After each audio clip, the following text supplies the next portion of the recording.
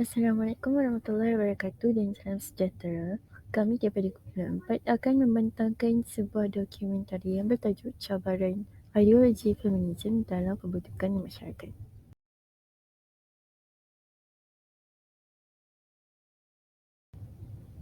Feminisme?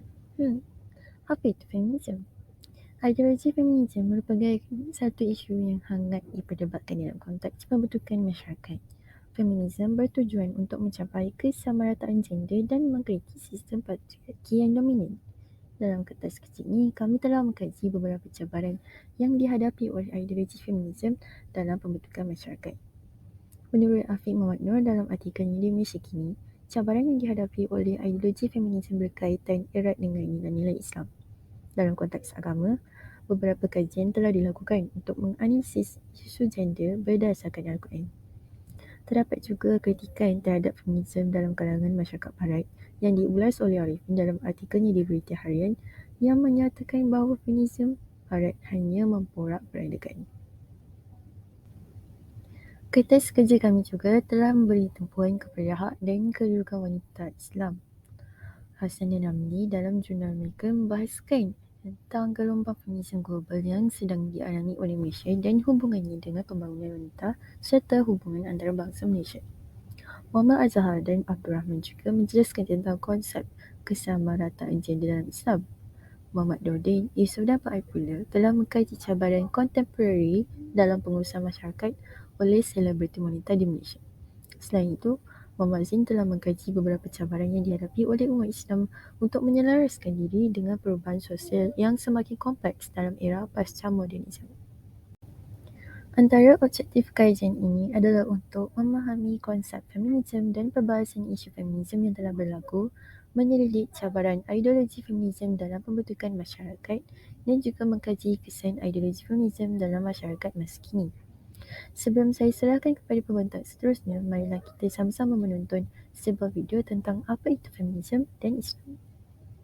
There are two reasons kenapa kita perlukan feminism in Islam. Pertama adalah untuk membetulkan interpretation yang berunsur patriarki. We have a lot of this, especially when it comes to interpretation of hadis. Okay, contohnya macam hadis yang pasal perempuan adalah fitnah dunia. Sebenarnya kalau ikut the hadis itself, it's actually a very long hadis. Sebenarnya the context of the hadis itself, it talks about a reminder. Dia macam nak remind lelaki dan remind perempuan. Reminder kepada lelaki adalah untuk tidak mudah tergoda. So in order to make sure that diorang ni tak mudah tergoda adalah dengan prepare themselves lah to be stronger in terms of their faith. Untuk perempuan pula adalah reminder to make sure they do not become the fitnah dunia. How do they not become the fitnah dunia? By taking care of themselves, make sure that they have all this mannerism as a good muslimah. Tapi bila orang take things out of context due to this misinterpretation, itulah yang jadi perempuan ni dikatakan fitnah dunia, beban lah benda semua. Lepas tu nanti akan guna hadis macam, oh perempuan ni lah yang paling ramai dekat neraka. Perempuan ni lah punca semua lelaki-lelaki ditarik masuk neraka. Kita orang ni memang kerja bawa orang masuk neraka je ke? Correcting the misinterpretation of hadis and Quran to make sure that they are not patriarchal based. That's one of the reasons kenapa perlunya ada feminism dalam Islam. The second thing that Muslim feminists are fighting for in Islamic feminism is they want to fight the values yang orang praktis yang tak betul. Sebagai contoh, orang akan cakap perempuan kena taat kepada suami. Benda tu betul, perempuan kena taat kepada suami. Tapi taat kepada suami tu definitionnya macam mana? So this is where the customs come in. Oh, taat tu dari segi kena masak, tak boleh melawan, kena dengar cakap. Lepas tu bila tanya, so you as a husband you buat apa? Oh, I cari duit je. Lepas tu kalau husband tu biar buat hidup, oh, you still kena buat semua benda. So bila dengan adanya Islamic feminism ni, it actually fights for these women in making sure that they are being treated as how Islam draws the rules tu. Apa sebenarnya tanggungjawab suami, apa sebenarnya tanggungjawab isteri. So tak adalah kes yang perempuan ditindas. Macam contohnya yang paling senang nak nampak dekat Malaysia ni adalah bila suami nak jatuhkan talak sangat senang. Perempuan minta fasah sangat susah, bertahun-tahun. Ada yang digantung kat bertali sampai 10 tahun, 15 tahun. Why is it easy for men to jatuhkan talak tapi it's difficult for women untuk minta fasah, padahal memang dah proven yang husband ini abusive, tak bagi nafkah. So bila adanya Islamic feminism ni, it focus solely on issues that are related to Islam and Muslims itself. Dia menjaga hak-hak wanita Islam and at the same time it upholds the rights of this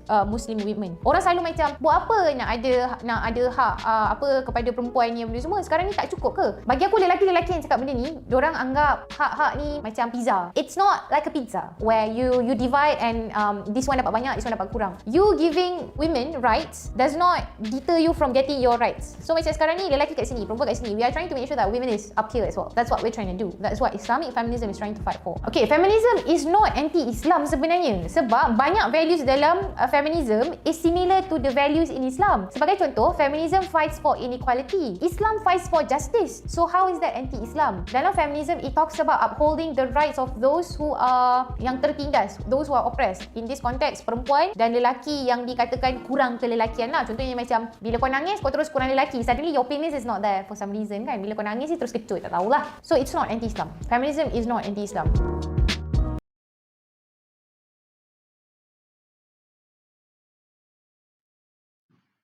Seterusnya, untuk latar belakang feminis, kemunculan feminis telah bermula pada tahun 1960 lagi oleh wanita barat.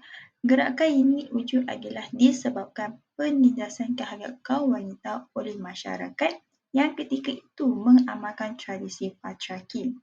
Menurut jurnal Khazanah Keagamaan, tradisi patriarki ini adalah merupakan sebuah tradisi yang di mana kedudukan kaum lelaki diletakkan tinggi dalam semua aspek kehidupan sosial, budaya serta ekonomi. Bahkan ajaran di dalam gereja ini juga turut mengamalkan tradisi ini. Buktinya, kandungan dalam Bible dahulu terdapat ayat-ayat yang menindasi kaum wanita. Antaranya adalah kaum wanita hidup dalam kesengsaraan dan tidak mempunyai hak-hak yang istimewa adalah disebabkan mewarisi dosa hawa. Untuk pengetahuan anda semua, pencetus utama kebangkitan feminis ini adalah disebabkan ajaran di dalam gereja yang turut menindas kaum wanita. Mereka mendapati bahawa di dalam gereja, mereka menggelarkan wanita ini sebagai kaum heretik. Untuk pengetahuan anda, kaum heretik ini adalah bermaksud kaum yang dikenakan hukuman disebabkan melakukan perkara-perkara yang bercanggahan dengan ajaran di dalam gereja. Bahkan, alatan-alatan untuk menghukum kaum heretik ini juga kebanyakannya dicipta khas untuk menghukum kaum wanita.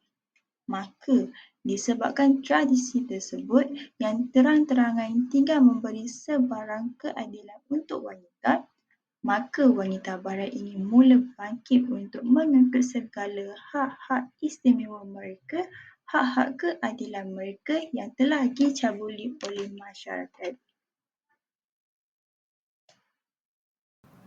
Seterusnya ialah punca terjadinya feminisme. Terdapat 3 cara perjuangan feminisme dalam peringkat awalnya. Yang pertama ialah dengan menyemak semula keperluan subordinasi wanita dalam gereja. Keduanya dengan menentang buku panduan yang menghalang kebebasan wanita, dan yang terakhir ialah dengan membantu untuk membentuk perpaduan di kalangan penulis-penulis wanita. Terdapat 3 gelombang ketika terjadinya feminisme. Yang pertama ialah pergerakan suffragette, iaitu merupakan istilah bagi menggambarkan perjuangan wanita dalam hak untuk mengundi di pilihan raya. Istilah feminisme dan gerakan feminisme ini mula digunakan pada akhir abad ke-19. Pada tahun 1920-an, wanita telah mendapat hak untuk mengundi di berbagai negara seperti Eropah dan juga Amerika Utara. Kebebasan para wanita telah menjadi tumpuan dan keutamaan serta mereka dibenarkan untuk bekerja sepenuh masa, memfailkan penceraian dan juga menghadiri kuliah di universiti. Oleh kerana berlakunya gelombang pertama ini, berlakunya gelombang kedua serta gelombang yang ketiga serta mewujudkan feminisme liberal. Gelombang kedua ini dinamakan sebagai Women's Liberation atau kebebasan wanita. Bagi gelombang kedua ini, mereka telah merasakan tidak balas terhadap ketidakpuasan hati kepada pelbagai diskriminasi yang telah wanita alami pada zaman dahulu kala dan juga pada zaman kini. Golongan feminis liberal juga telah mendesak lebih banyak undang-undang kesesamaan dan perubahan terhadap institusi pendidikan, gereja dan media.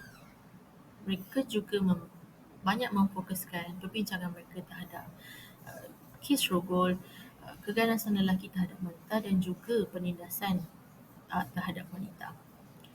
Dan gelombang yang terakhir ini dinamakan sebagai pasca feminisme atau gerakan feminisme. Gelombang ketiga ini membincangkan berkaitan isu golongan yang ditindih seperti bangsa, kelas, jantina dan orientasi seksual. Gelombang ketiga ini lebih banyak berkaitan dengan gerakan Amerika pada tahun 1990-an dan merupakan tindak balas terhadap ahli politik dan juga pihak media. Golongan feminisme ini juga telah menggunakan media dan juga popular culture dalam menyebarkan pandangan mereka. Antara topik yang dibincangkan di gelombang ketiga ini ialah gangguan seksual, keganasan rumah tangga, jurang gaji antara lelaki dan wanita, imej badan dan juga hak wanita. Seterusnya ialah video sebenar yang telah dirakam ketika perarakan Women's Rights Movement di Amerika pada tahun 1990-an. The decision to have a child should not be a matter to be decided by the male-dominated legislatures.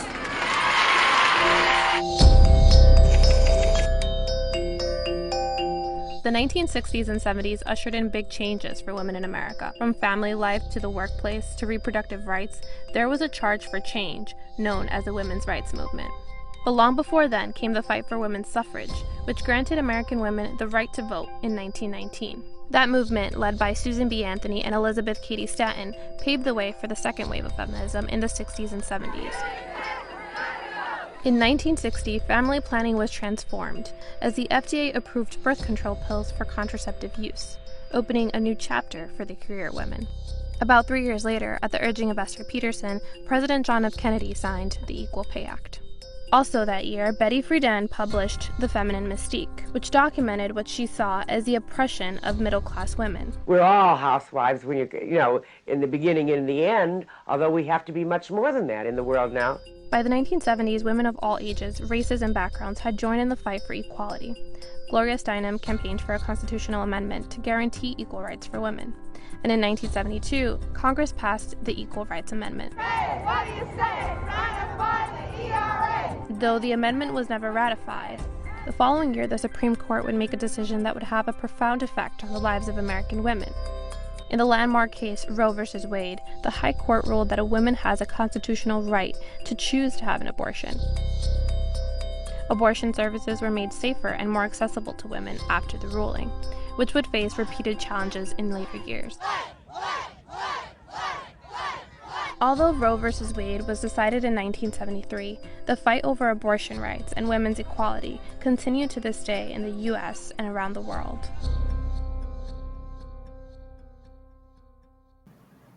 Seterusnya ialah kesan feminisme terhadap masyarakat. Terdapat beberapa kesan baik dan juga kesan buruk yang akan berlaku terhadap masyarakat jika feminisme ini diamalkan. Yang pertama ialah wanita diberi hak untuk menuntut ilmu dan memasuki bidang-bidang profesional. Ini kerana wanita sering dipandang remeh dan dipandang rendah apabila menuntut ilmu dan memasuki bidang-bidang profesional dengan alasan mereka tidak layak untuk menuntut ilmu. Kesan baik yang kedua ialah wanita boleh memegang jawatan di bidang politik. Pada zaman kini, wanita masih lagi dipandang remeh apabila mereka memegang jawatan dalam bidang politik dengan alasan jawatan tersebut hanyalah untuk lelaki sahaja. Dan kesan baik yang terakhir ialah menaikkan martabat wanita. Seperti yang dinyatakan, wanita sering ditindas dan sering dipandang remeh dalam apa jua perlakuan yang dilakukan. Oleh itu, dengan memperjuangkan feminisme ke arah yang betul, masyarakat dapat dibentuk dengan lebih baik dan sempurna di masa hadapan.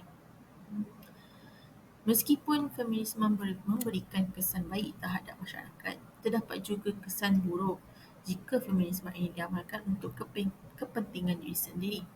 Yang pertama ialah wanita akan bersosial dengan berlebihan tanpa mengindahkan syariah agama yang telah ditetapkan.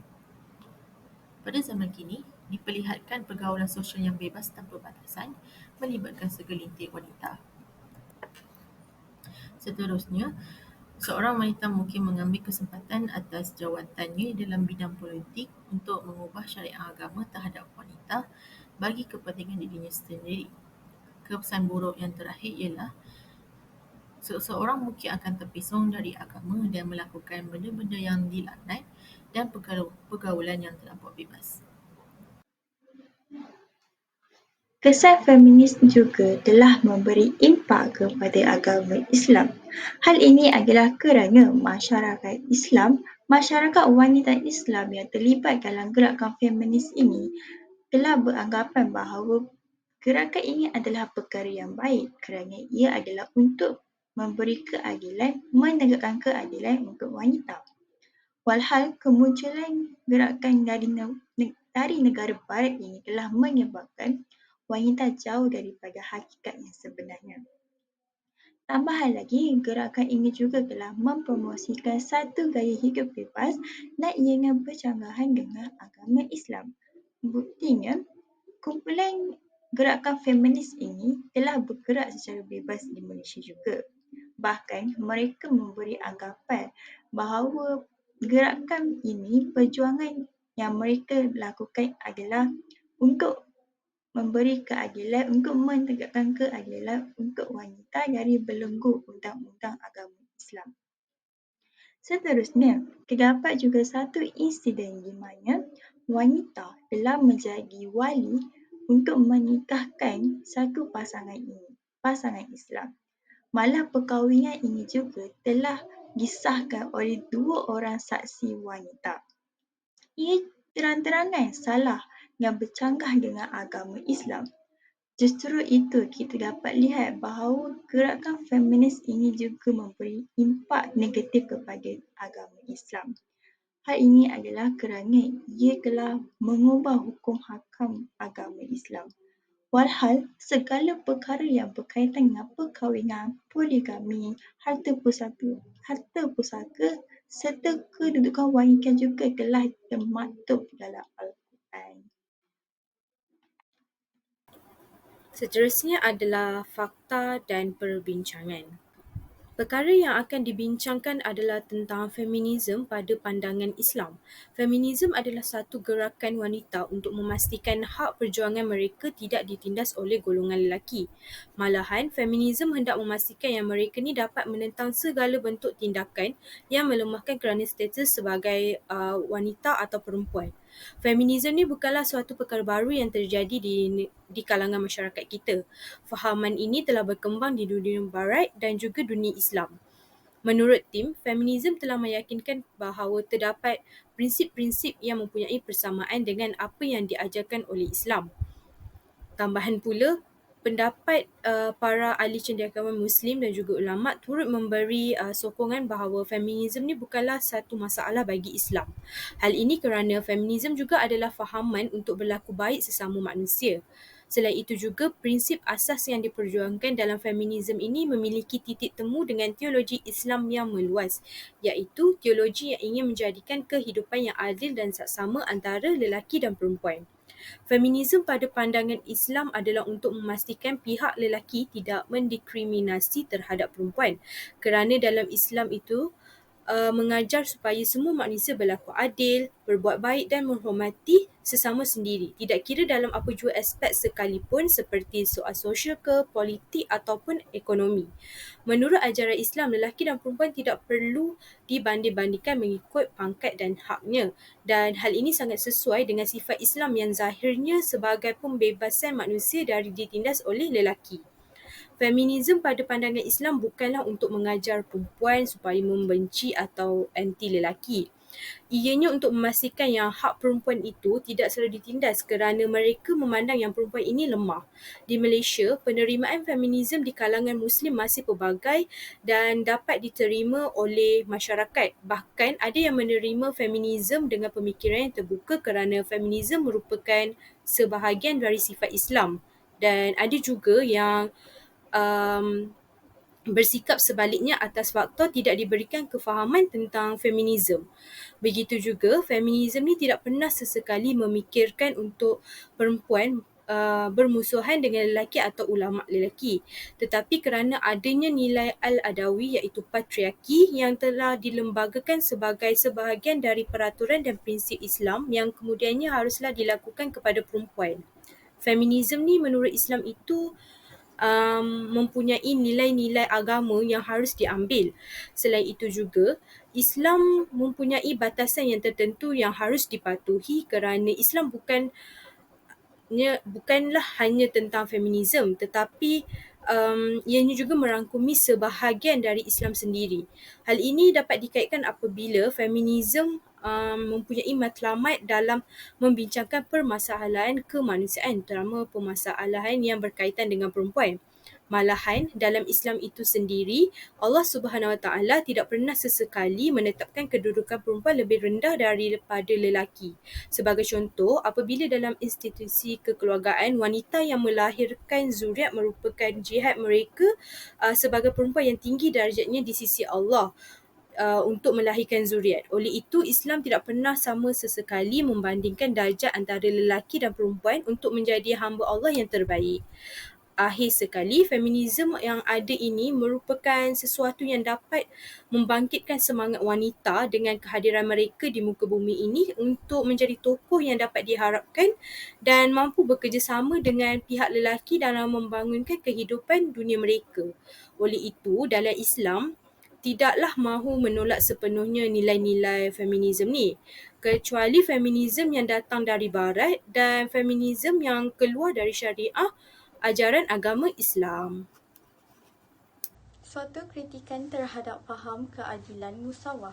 Musawah sebuah gerakan global yang memperjuangkan kesamaan jantina dalam Islam dan masyarakat Muslim. Kritikan utama yang dilontarkan oleh musawah terhadap feminis Islam ialah kurangnya perhatian terhadap konteks lokal. Hal ini kerana musawah berpendapat bahawa beberapa kelompok feminis Islam mengabaikan konteks lokal dalam menerapkan prinsip-prinsip feminis dalam Islam. Kritik yang kedua dilontarkan oleh musawah terhadap feminis Islam ialah tafsiran yang terhad terhadap sumber-sumber Islam. Musawah juga mengkritik beberapa kelompok feminis Islam kerana tafsiran yang terbatas terhadap sumber-sumber Islam. Kritikan yang ketiga adalah kurangnya perhatian terhadap isu-isu kelas dan kaum. Isu kelas merujuk kepada perbezaan dalam status sosial, pendapatan dan kekayaan antara orang dari pelbagai lapisan masyarakat. Perempuan dari lapisan masyarakat yang lebih rendah mungkin menghadapi cabaran ekonomi dan sosial lebih besar daripada perempuan dari lapisan masyarakat yang lebih tinggi. Manakala isu kaum merujuk kepada perbezaan dalam perlakuan dan pengalaman yang dialami oleh orang dari latar belakang kaum yang berbeza. Perempuan dari kelompok minoriti mungkin menghadapi diskriminasi dan ketidakadilan sistematik berdasarkan kaum yang dapat mempengaruhi akses mereka ke pendidikan, pekerjaan, kesihatan dan keadilan sosial. Musawah percaya bahawa Islam memiliki sumber-sumber yang luas dan pelbagai dan prinsip-prinsip feminis harus diterapkan dengan mempertimbangkan semua sumber-sumber ini. Di dalam artikel Tuntutan Feminisme serta Gerakan Pembebasan Wanita, penulis telah membincangkan tujuan tuntutan feminisme ini ditubuhkan. Gerakan ini telah bermula sejak 4 dekad yang lalu sekitar pertengahan tahun 1960-an di Amerika Syarikat. Tujuan gerakan ini ditubuhkan adalah untuk memperjuangkan nasib wanita. Gerakan wanita pembebasan wanita ini juga telah bangkit atas dasar untuk menuntut hak-hak mereka dan juga keadilan yang telah dinafikan oleh pemerintah dan juga adat masyarakat ketika itu. Wanita-wanita ketika itu telah menyuarakan pendapat mereka di mana hak dan juga tanggungjawab lelaki dan wanita mestilah sama dan adil secara mutlak. Ensiklopedia Britannica telah menjelaskan bahawa zaman mutakhir ini, wanita juga perlu keluar untuk berjuang mendapatkan tuntutan mereka melalui proses undang-undang. Muhammad Al-Bahi pula telah menegaskan bahawa tuntutan gerakan feminisme turut didorong oleh perluasan geografi, perkembangan industri, pertubuhan gerakan pembaharuan sosial dan juga pendidikan. Oleh yang demikian, penulis telah mencuba untuk membincangkan tujuan gerakan pembebasan wanita juga yang dikenali dengan gerakan feminisme berdasarkan aspek kemasyarakatan, ekonomi, pendidikan.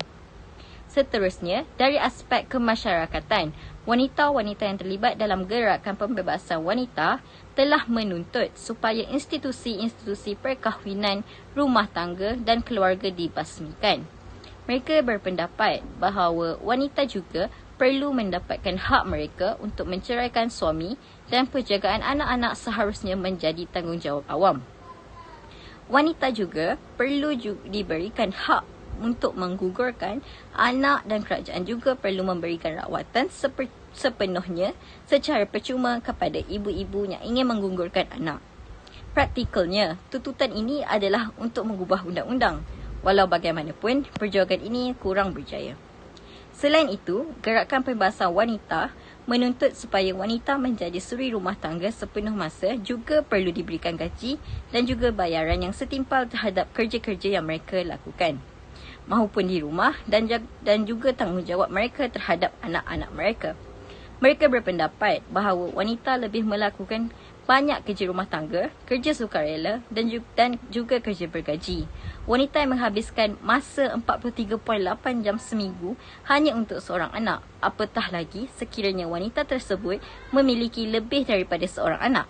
Oleh itu, tanggungjawab wanita di rumah juga sepatutnya dibayarkan gaji atas khidmat yang telah mereka luangkan dan mereka berikan. Seterusnya, dari segi aspek pendidikan diskriminasi terhadap wanita dalam pendidikan ialah pelajar perempuan perlu belajar hanya sekadar boleh membaca dan menulis sahaja. Ruang lingkup seorang wanita itu sendiri hanyalah di rumah sebagai seorang isteri dan juga seorang ibu. Kedudukan para wanita ketika itu bergantung kepada keadaan sosial mereka diami. Pemerintah ketika itu juga berpendapat bahawasanya wanita tidak mampu dan juga tidak bersedia untuk mencuburi bidang yang mencabar seperti bidang-bidang perubatan. Oleh hal demikian, gerakan pembebasan telah mendesak supaya hak dan juga peluang yang sama dari segi pendidikan juga diberikan kepada wanita. Letter of Education, karya Catherine, menyarankan wanita perlu diberikan peluang yang sama dengan lelaki, tetapi lelaki juga perlu diberi pelatihan yang tentang tugas-tugas tradisi wanita. Perbezaan ini telah menyebabkan gerakan wanita menuntut agar kursus-kursus pendidikan yang ditawarkan mesti dibuka kepada semua gender. Akhir sekali, cabaran utama gerakan feminisme dalam menuntut supaya dalam menuntut persamaan dan turut menghapuskan perbezaan antara lelaki dan perempuan tidak berjaya dilaksanakan sepenuhnya. Para wanita masih tidak dapat membuang pemikiran di mana sikap rendah diri terhadap lelaki dari segi kekuatan mental dan juga fizikal.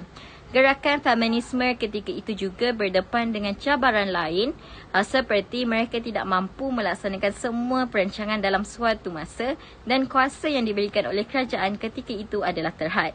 Mereka berpendapat betapa pentingnya campur tangan politik untuk menangani sesuatu perkara termasuklah isu wanita itu sendiri dalam menghadapi cabaran gender. Selain itu, gerakan ini juga kurang mendapat dorongan dan sokongan daripada golongan-golongan wanita itu sendiri. Hal ini kerana kebanyakan dari mereka lebih selesa untuk menjadi suri rumah tangga dan menjaga anak. Oleh yang demikian, gerakan pembebasan wanita terpaksa menghadapi pelbagai cabaran dalaman maupun luaran. Kesimpulannya, kita dapat melihat bahawa feminisme adalah satu gerakan yang diwujudkan untuk mencapai kesamarataan gender. Feminisme bertujuan untuk memastikan setiap wanita mempunyai peluang dan hak yang sama dengan lelaki tanpa mengira latar belakang usia, kaum, agama, etnik ataupun budaya. Walau bagaimanapun, terdapat segelintir individu menganggap feminisme sebagai bertentangan dengan nilai-nilai Islam yang konservatif dan ada usaha untuk menentang aktiviti feminis. Oleh itu, penting bagi masyarakat beragama Islam untuk memahami pandangan Al-Quran tentang isu gender dan bagaimana nilai-nilai agama dapat diselaraskan dengan feminisme yang lebih universal. Antara usaha yang diperlukan untuk menyelaraskan nilai feminisme dengan nilai agama dan budaya ialah masyarakat perlu memahami keseimbangan antara teori feminisme, nilai-nilai budaya dan agama serta menghormati hak asasi manusia untuk mencapai harmoni yang lebih baik. Dengan memahami dan menghormati perbezaan serta mencari titik persamaan, kita dapat mencapai masyarakat yang inklusif dan adil bagi semua individu tanpa mengira jantina.